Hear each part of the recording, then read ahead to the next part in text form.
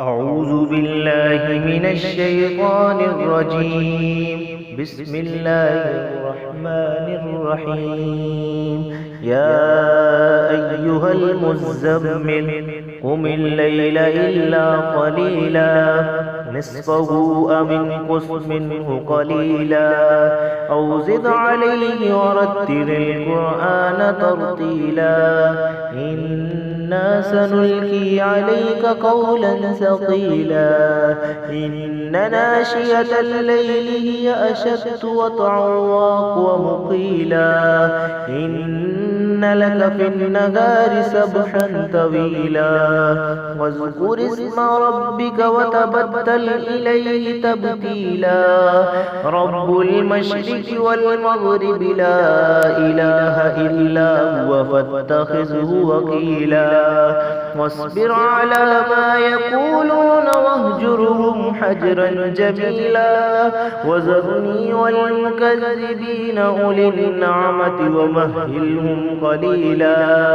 إنا لدينا أنكالا وجحيما وطعاما ذا غصة وعذابا أليما يوم ترجف الأرض والجبال وكانت الجبال كثيبا مهيلا إنا أرسلنا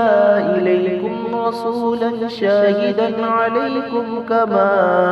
أرسلنا إلى فرعون رسولا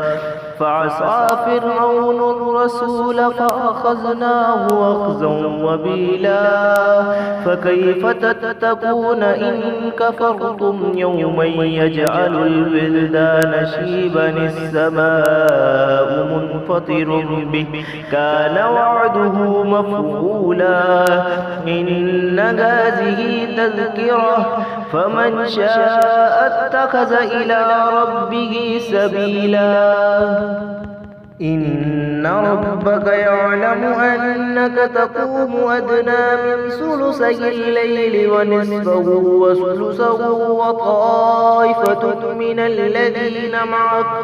والله يقدر الليل والنهار علم أن لن تحصوه فتاب عليكم فاقرؤوا ما تيسر من القرآن علم أن سيكون منكم مرضى وآخرون يضربون في الأرض يبتغون من فضل الله وآخرون يقاتلون في سبيل الله فاقرؤوا ما تيسر منه وأقيموا الصلاة وآتوا الزكاة وأقرضوا الله قرضا حسنا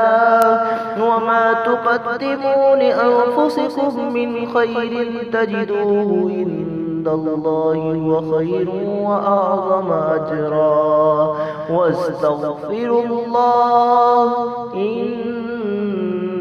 الله غفور رحيم. صدق الله العظيم.